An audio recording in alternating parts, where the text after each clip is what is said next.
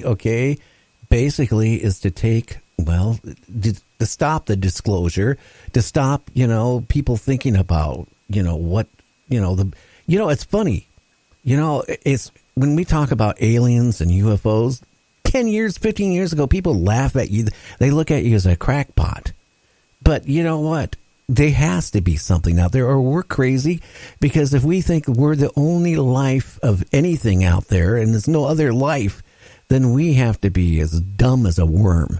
And maybe we are being controlled out there, and maybe because the people were causing, people like you, Michael, people like me, people like all these other groups out there, which are thousands and thousands of groups, Steve Bassett and all these people, right?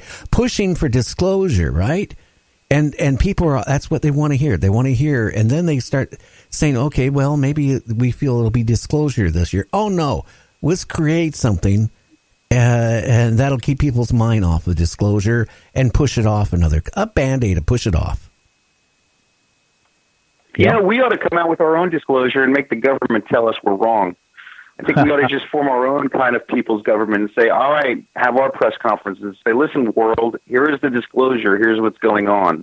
Let that go worldwide. And then let some politicians or governments try and step in and say, no, that's not true. How are they going to stop us from telling our truth? Why do we even have to listen to them anymore? We ought to have our own disclosure and just figure out what we think is the truth and let's go relevate, just go reveal it to the people, our own truth and what we think, and get the word out to them. I think it's time to stop listening to the government and mass media, and we could just do it ourselves. Let's just take control of the situation. Like whatever President was said, there's nothing to fear but fear itself. And I think that's one of the first steps, and a solution is for everybody to realize that there's nothing to be afraid of, because no one really has jurisdiction over you as a living soul. Well, they can sure drop the whole fear. They can sure lock you up, and maybe down the road lock you up in a FEMA camp just to get rid of you. But you know what? It scares me is, people here shortly, if the economy does start imploding, okay,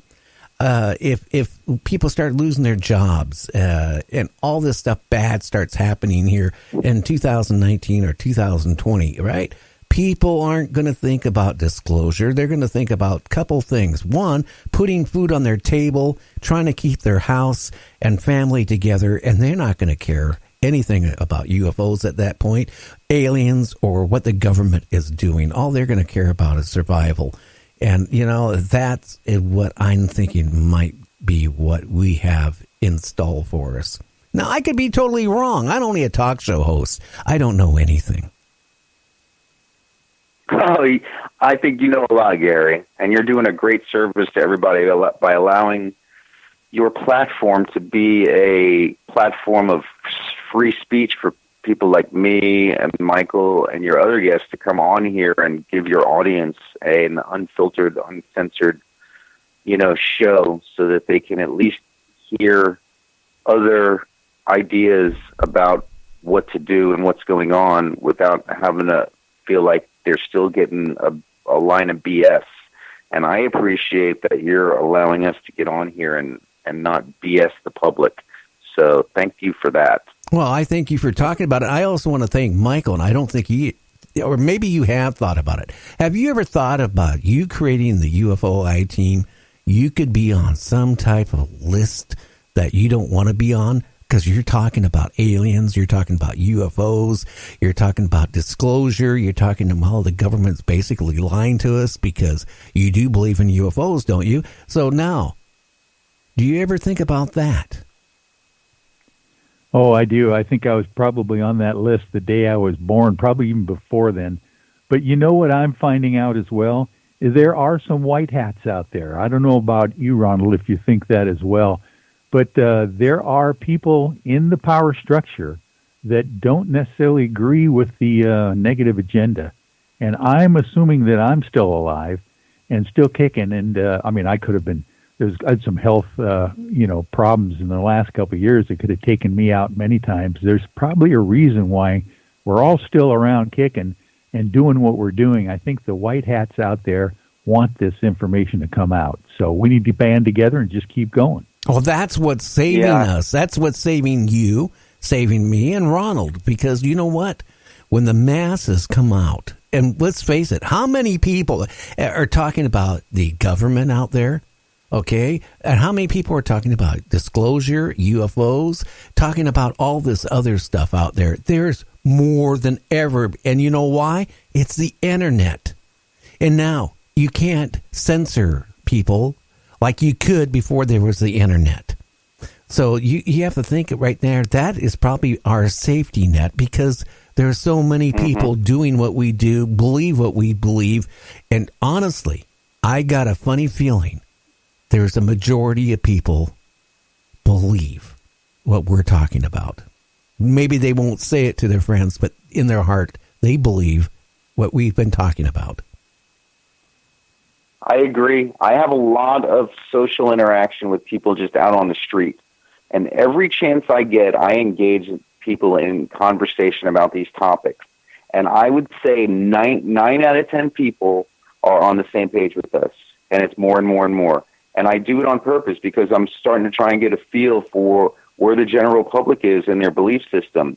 And I just started, I'm working on becoming a franchisee for a new moving company that's going to branch off and has teamed up with a major truck company. And so I'm going to own my own franchise, because I learned in Hollywood that, these directors and producers, which is what I'm doing, don't just live off of their movies, but they have other business ventures. And I talk to a lot of people. And I bring up this kind of stuff when I feel like I can with these people, with who I run into, and all of I'd say 9 out of 10, at least 9 out of 10 are on board with us. So it's good. I'm starting to see there's a trend developing toward this whole new mindset of, hey, wait a second, something's not right.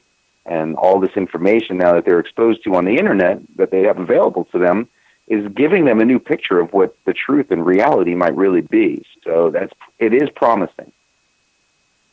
Well, our time is kind of winding down. Michael, I want to give you a couple minutes. What do you really see the future in this year, 2019, both with the economy, with disclosure about, UFOs and things like that? I mean, you think they will somehow slip up, or is it going to be a fake invasion or a fake something encounter with alien life that might not be, the government might say is not friendly? I can't believe, that every alien, supposedly it comes to Earth, is warm, fuzzy, and gives off orbs. I got a funny feeling there's going to be some that kind of like the same way I mentioned the other day. And then I'm done with my little thing, is that we eat everything on Earth, including ourselves, depending on where you are on this Earth. And if you've been out on a ship and it sinks, and you've been out in the lifeboat for 30 days and not rescued, because, depending on the time, I'm going back 20, 30 years ago when they didn't have the devices to locate you. And there was a couple people on that lifeboat, and one of them was really sick. And everybody knew that they needed, protein to survive longer. People have resulted into, cannibalism. And what I'm saying is, we don't know if there is aliens and species out there, what they would rate us at. The same way I go to the market, right, and I'm buying a nice steak, or somebody's going out and buying a lamb chop. It's the same. We eat everything on this earth that it moves, and they could look at us the same way, because if so many people have disappeared that are totally unaccountable for. And I know the mob couldn't have whacked off that many people.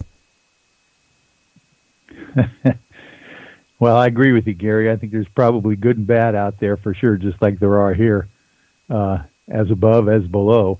But I think when I look back at 2018, what we've just come through, starting in December of last year with the New York Times article admitting for the first time through the Department of Defense and the Pentagon officials saying that UFOs do exist, and then all of the mainstream media jumping on board eventually, all the production companies and on both coasts coming up with paranormal television shows, the Project Blue Book thing that's going to come out January 8th.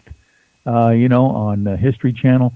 Things have been happening so fast, unusually fast in my life recollection, that I can't imagine what is going to happen here in 2019. And I think our jobs, Ronald's and yours and mine, is to keep people aware and keep their discerning abilities out front, because whatever's going to happen, I think, is going to happen quickly, and we just need to know and feel what the real truth is when it does happen. That's very well put. Now, Ronald, you got a couple minutes here. What's your feedback? And then after you give your feedback, tell people how they can buy your movie and your book and all that stuff while we have you on. Okay. Yeah, I wanted tonight. I want to make I'm making a major announcement about my movie, Hollywood and Vine. So before I give my opinion, I want to frame it the right way, because the listening audience has to understand that there's something called predictive programming, and meaning that if I say, well, this, and this, and this is going to happen, it's going to happen. I'm kind of putting that in a command sentence, like neurolinguistic programming, and I don't want to accidentally put out a predictive programming command to thousands of people so that now their vibration is kind of going to help manifest what we don't want to happen. So I think what they're planning to try and do to us is different than what can happen. We have a choice. It can play out the way that they're planning, or we can mentally together say, that's not going to happen. Remember when Art Bell made it rain in the desert by getting all of his listeners to focus on rain in the desert, and he realized the power of mass hypnosis or concentration. He also realized when he did that, he wouldn't do it again, because what if you do that, it causes something else somewhere else. And that's what he realized, that, hey, if this major storm hit, right, and you get enough people to divert the storm, what happens next? Okay, that's just like if some guy was walking down the street and I know ahead of time he's gonna get hit by a car, right? And I push him out of the way. Now his son, which wasn't born yet, or his kid, a scenario like from the Twilight Zones or some of these old movies, right? All of a sudden his son was going to be the next world leader when he grew up. And since he was not, and it was a bad leader. And so, Art told me one time is if he quit doing it because you change something, okay? Yeah, it might change something for the good right now, but it could have effects that are so negative that it wasn't worth doing it. And it scared him. Yeah, that's the double-edged sword, because, I want to say, okay, listening audience, here's what I think that they're going to do and they're trying to do that we are going to keep them from doing. But if they do achieve their goals that they want to achieve, is it actually really for the betterment of mankind? And we just don't see it because we're standing in a perspective that we don't understand from their perspective. It's two different worlds we're living in. They know the future, I think, with quantum computers, and they have a certain agenda. And we might say, that's bad. 5G is bad. Smart meters are bad. Aliens are, all this stuff that's happening is bad.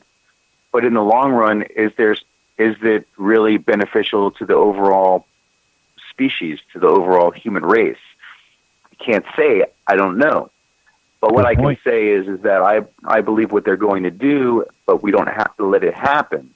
But we have a choice. Do we let it happen or do we not? And I think what they're going to do is, they're trying to intentionally manifest now the Third World War culmination scenario that Albert Pike had laid out in his strategy, where the entire world comes under emotional, spiritual, financial collapse through all kinds of major disasters, manufactured disasters, and a fake alien invasion, and the New World Order, and the destruction of Christianity and Islam. And then what's going to come out of that is the New World Order operating under the one world government, the one world currency, and then the Luciferian doctrine, which is going to say that we're living in some type of a computer simulation. I think that's where they want That's where they're going with this and what they want to happen. And